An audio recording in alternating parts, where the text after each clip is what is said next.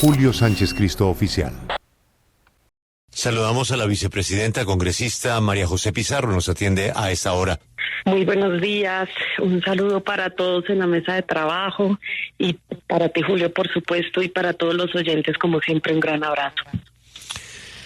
Vicepresidenta María José, este tema de la moción de censura no va siendo hora de revisarlo porque ustedes en el Congreso pues tienen unos tiempos y unos reglamentos que cumplir para convocar a una moción. Pero el gobierno también tiene el mecanismo de cómo distraerla o dilatarla. En el caso de la ministra del Deporte, esa ministra debió ser destituida por el gobierno de manera fulminante cuando se conoció las imprecisiones, por no decir mentiras, que ha contado de la historia de los Panamericanos, que nos costaron los Panamericanos y que nos van a costar mucho trabajo recuperar $2.200.000. Era obvio que se fuera la ministra, pero no se fue. No se fue, porque los presidentes sostienen hasta sus ministros hasta que pueden. Cuando ya se vuelve un hecho la moción de censura, entonces ahí sí se va la ministra. ¿A usted no le parece que esa figura está mal diseñada? Pues bueno, evidentemente recordarán ustedes que nosotros, siendo oposición, también citamos varios debates de control político al ministro de Defensa de entonces, Diego Molano, por lo sucedido en Puerto Leguízamo, pero también durante el estallido social. Se citó también al ministro Botero, que renunció unas horitas antes, cuando iniciaba el debate de moción de censura. En este caso yo creo que ocurre algo un poco distinto en el sentido solamente de los tiempos, y es que aunque estaba radicada la proposición, hasta que no sea aprobada y citada por el en el orden del día el debate de moción de censura, no estábamos hablando de una fecha inmediata. No es que el debate se fuera a realizar en el día de hoy. Puede ser que el presidente tiene unos días para responder a la solicitud de este debate que tienen que firmar un número de congresistas. Entonces puede que, digamos, sencillamente le reciben la renuncia que ella ya había presentado, ¿no? Esto es importante tenerlo en cuenta porque sucedió un poco de manera distinta como ha sucedido en casos anteriores. El ministro entonces Botero renunció, vuelvo y repito, horas antes del debate de moción de censura, y por lo tanto pues este debate no prosperó. Evidentemente que tal vez hay que hacer un diseño, plantear un diseño de manera diferente, como hay tantas cosas por reformar en el Congreso de la República que muchas veces se niega a autorreformarse. Una de las reformas que han pasado y que viviremos en el día de hoy es que se inician las sesiones el 16 de febrero y no el 16 de marzo, como sucedía regularmente. Pero sí, evidentemente, seguramente hay muchos aspectos por reformar en el Congreso de la República, que bueno, algún día sí, bancadas comprometidas, pues realmente podamos sacar una reforma al Congreso, inclusive una reforma política que sigue siendo una deuda pendiente. Sí, senadora, hoy inicia justamente ese nuevo periodo de sesiones y ustedes en el Senado tienen pues la mayor parte del protagonismo frente a la agenda legislativa, porque van a votar la reforma pensional y viene el muy sonado debate de la reforma a la salud. Sin embargo, tienen también una dificultad, y es nada más y nada menos que el propio presidente del Senado, Iván Name, quien no ha mostrado mucho interés en poner el segundo debate de la pensional, sumado a que allí las mayorías no le son tan favorables al presidente Gustavo Petro. Nos cuentan incluso que el ministro del Interior no ha reunido en este momento a las bancadas, lo cual significa que muy posiblemente la estrategia va a seguir siendo buscar los votos al menudeo. ¿Usted cree que con este escenario las reformas del presidente Petro tienen futuro ahora que se acercan ya al tiempo límite para ser aprobadas? Pues bueno, dos aspectos importantes que creo la ciudadanía debe conocer. En primer lugar, sí, efectivamente, la reforma pensional debe ser debatida en la plenaria del Senado de la República. La reforma pensional ya fue anunciada antes de salir al receso legislativo. Quiere decir que el presidente Name tiene la potestad como presidente y la mesa directiva en términos generales pilares, pero él como presidente del Senado de la República debería poner lo más pronto posible, esto por supuesto sería lo deseable, la reforma a la pensional que nosotros creemos no tiene tantas resistencias como a lo mejor se han suscitado con la reforma a la salud, por ejemplo, ¿sí? Entonces, y teniendo en cuenta las inmensas necesidades, teniendo en cuenta que este es un sistema de pilares que ha sido defendido por distintos sectores políticos de nuestro país, que también tiene un espaldarazo muy importante de Estados Unidos a través de la embajada norteamericana en un comunicado que realizó a finales, perdón, esa fue la reforma laboral, discúlpame, pero que tiene, inclusive la OCDE ha defendido en diversos documentos el sistema de pilares, pues nosotros creemos que ya, y en beneficio de nuestros abuelos y abuelas, de más de 1,5 millones de abuelos y abuelas que hoy no tienen pensión, que están por las calles vendiendo bonais o dulces, es decir, en el rebusque, pues por supuesto tendría que ser una reforma que pase en honor a quienes trabajaron toda una vida, pues que pase lo más rápido posible. Hay una ponencia negativa radicada, una ponencia alternativa y una ponencia positiva. Lo que procede generalmente es que se vota primero la negativa, luego la alternativa y se sigue con la ponencia positiva. En mi criterio y según los acuerdos que ya desde el mismo ministerio en el trámite se han llegado con distintos ponentes, las conversaciones con las bancadas y entendiendo que es una reforma tan necesaria, sobre todo para los millones de adultos mayores que de verdad hoy pasan por situaciones muy difíciles y que podrían recibir ese bono pensional que es absolutamente necesario. Hoy algunos, solo un porcentaje de ellos recibe 80,000 pesos mensuales. 80,000 pesos mensuales en estos momentos realmente no sirve casi que ni para comprar los medicamentos que puede requerir un adulto mayor. Entonces yo creo que en un gesto profundamente humanitario esta es una reforma que debe pasar, que debe debatirse, entendiendo que por supuesto siempre hay resistencias por parte de las bancadas de oposición, esto es normal, pero bueno, la llave la tiene en este momento el presidente Name, quien tiene la potestad de citar lo más pronto posible una reforma que ya fue anunciada antes de salir al receso legislativo. Claro, pero independiente de todo eso que usted nos está diciendo, que debe ser discutida, que obviamente el presidente Name debe citar, al gobierno no le ha ido bien con las reformas. Ha tratado, pero en el camino, cuando uno ve que tiene un poco las mayorías, se le enreda la cosa. Entonces, parece que el Congreso estuviese estancado porque no le rechazan, pero tampoco le aprueban las reformas al presidente Gustavo Petro. ¿Usted cree que va a pasar algo diferente en esta legislatura? Y si es así, ¿por qué sería?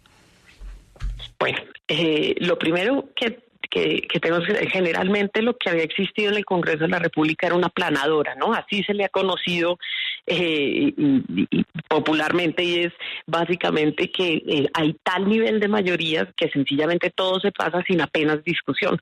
Yo creo que uno de los grandes éxitos democráticos que tuvimos en las pasadas elecciones, el país, no independientemente de las fuerzas políticas que tenemos asiento en el Congreso de la República, es que tenemos un Congreso mucho más equilibrado y por lo tanto el debate casi que es obligado, ¿sí?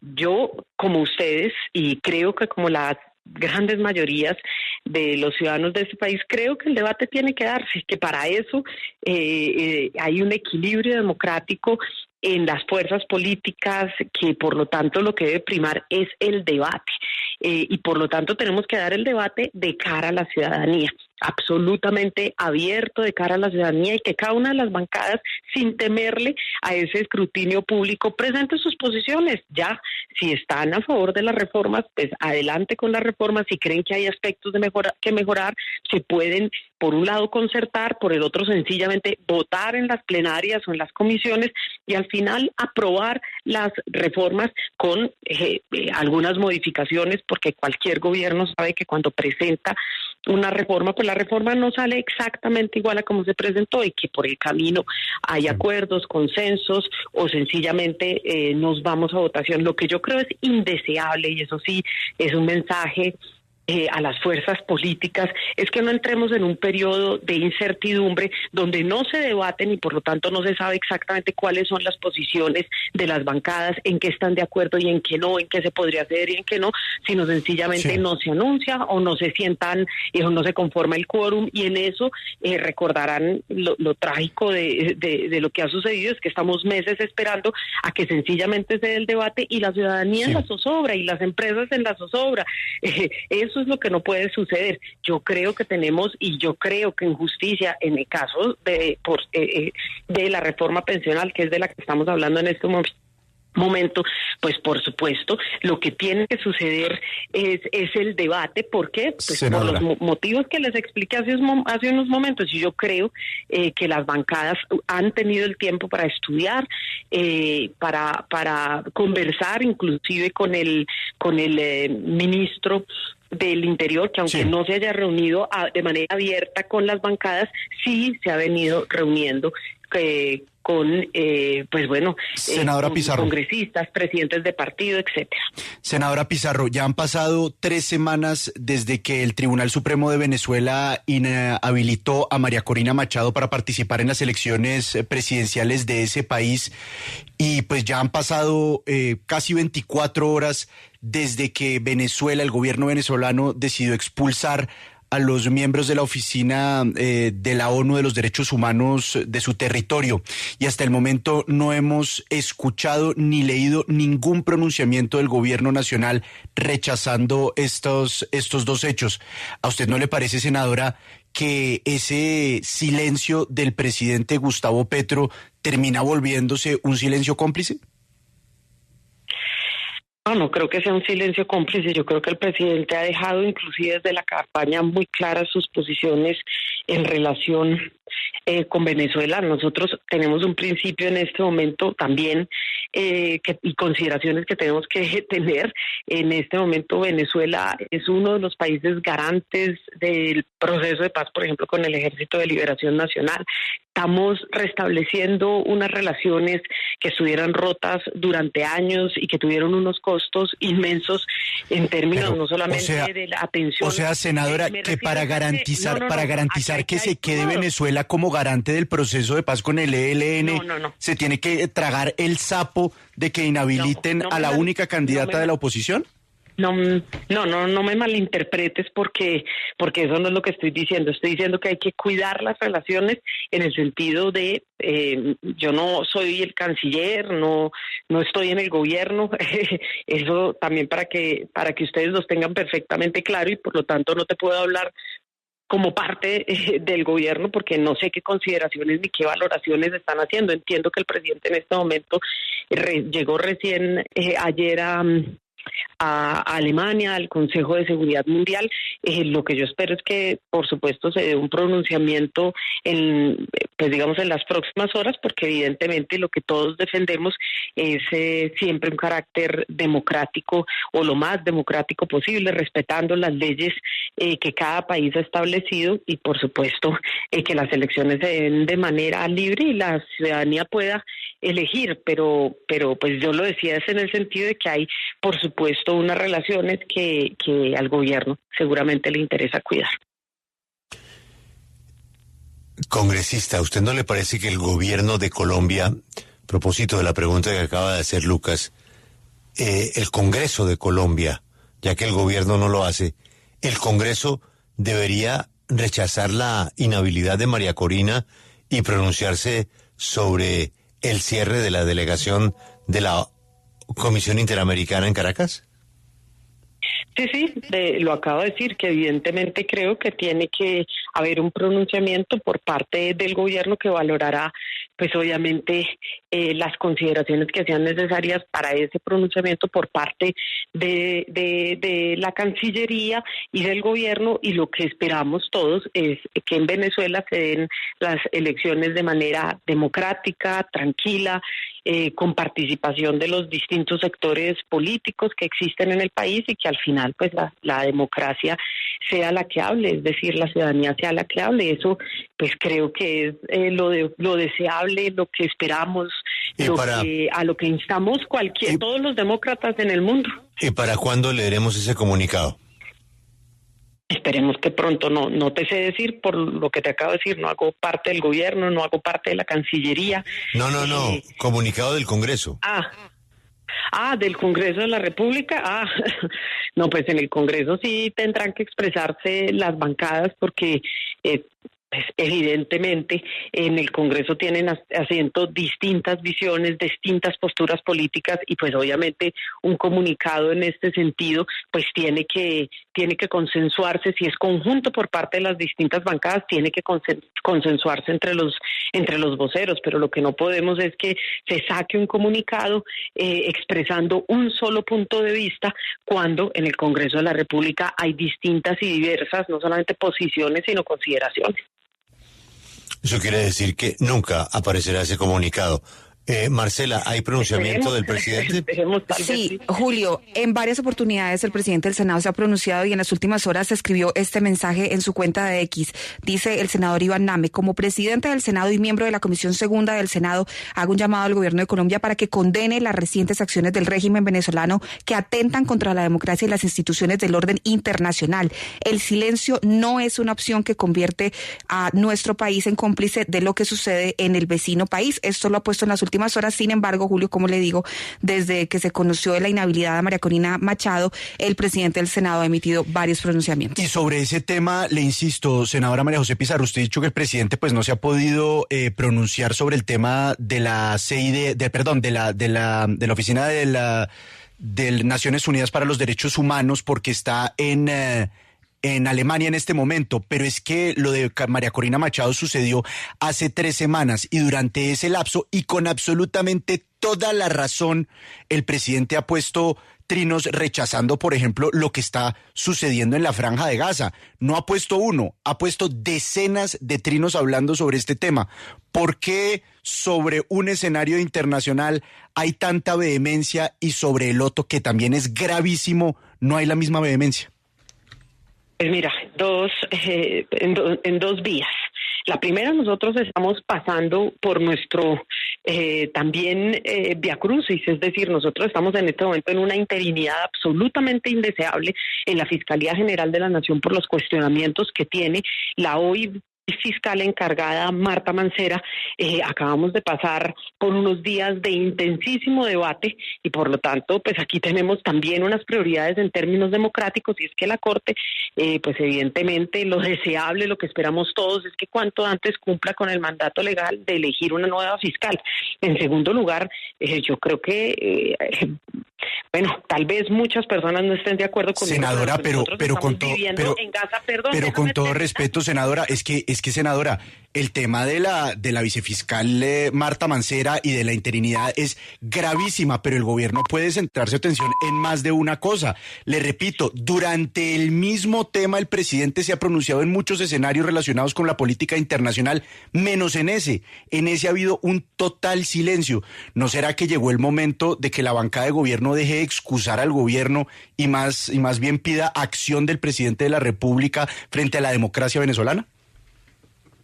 Pues mira, y voy a terminar con el segundo punto del argumento en el momento en el que me interrumpiste. Lo que sucede en Gaza es un genocidio en vivo y en directo, un genocidio completo, en vivo y en directo. Estamos hablando del asesinato de miles de personas desde que inició, pero además en las recientes horas, pues de centenares en los recientes días, de centenares de personas. A mí me parece que uno tiene que colocar también las cosas en proporción y por supuesto que tiene que haber una preocupación en términos democráticos con lo que puede suceder en distintos países y que lo deseable, pues por supuesto son expresiones, sobre todo cuando hablamos de países vecinos, pero por favor, no comparemos un genocidio en vivo y en directo que estamos atendiendo todos los ciudadanos del mundo y frente a lo cual se requiere una decisión urgente. Niños amputados todos los días sin siquiera tener acceso a anestesia. Pues a mí me parece que también en un sentido de humanidad, de recuperar valores humanos, de preocuparnos y de sentir el mínimo de consideración y misericordia, senadora, por lo que está sucediendo en un país donde están asesinando niños y niñas, mujeres, civiles, todos los días decenas de personas, pues por supuesto, a mí me perdonan, pero yo sí tengo absolutamente clara cuál es mi prioridad. Claro, senadora, y vea que el presidente Gustavo Petro piensa como usted, porque en un tuit dice que sin derecho internacional pueden bombardear niños en todas partes y que la extrema derecha cree que la ONU y la OEA es comunista, es decir, está defendiendo la permanencia de esos organismos internacionales aquí en Colombia y en otros países. Entonces, ¿por qué no se pronuncia por la expulsión que hizo Maduro de la oficina del Alto Comisionado de la ONU para los Derechos Humanos? ¿No es igual de grave? ¿No está diciendo el presidente que sin esos organismos se pueden bombardear niños y se puede entregar, dice el presidente, la justicia a la mafia? Si piensa eso, ¿por qué no se pronuncia con Venezuela? Vuelvo y le repito, yo no sé si lo que dije hace unos momentos no quedó claro, es exactamente la posición que estoy teniendo, todos creo estamos esperando y por supuesto que rechazamos que las Naciones Unidas salgan, sobre todo cuando hay países que tienen suscritos, o mejor dicho, en el marco de estos convenios, cuando tú haces parte de Naciones Unidas, pues haces parte y firmas convenios y aceptas toda una serie de mandatos que te impone a ser parte de Naciones Unidas y de otros organismos internacionales. Por supuesto que Naciones Unidas nosotros mismos acabamos de recibir hace unos días un comunicado también por parte de Naciones Unidas en el que se insta precisamente a salir de esta zozobra en términos de lo que estamos esperando los colombianos y es la elección de una nueva fiscal. Entonces, pues por supuesto nosotros nunca vamos a estar en contra, o mejor dicho, nuestra posición no es ambigua y esto tiene que quedar absolutamente claro. Si nosotros aceptamos los pronunciamientos y celebramos los pronunciamientos de las Naciones Unidas en relación con Palestina, en relación con Ucrania, inclusive en relación con nuestro propio país, pues por supuesto que no consideramos que lo más, mejor dicho, por supuesto que rechazamos la salida de Naciones Unidas de cualquier país, porque Naciones Unidas se creó con el objetivo de poder generar inclusive consensos, que hay que irnos casi a la historia de la fundación de las Naciones Unidas después de la Segunda Guerra Mundial. Entonces, pues por supuesto que al contrario, las Naciones Unidas son un mecanismo que debe ser atendido, escuchado y fortalecido. Ese es mi criterio y creo que es nuestro criterio, digamos, sin ningún tipo de ambigüedad. Senadora María José Pizarro, gracias por atendernos y estaremos atentos al pronunciamiento del Congreso de la República sobre la situación de Venezuela. Ojalá se dé uno sobre Palestina también. Ojalá. Claro que sí, tiene usted toda la razón. Acompáñenos en el canal de YouTube @Julio Sánchez Cristo Oficial.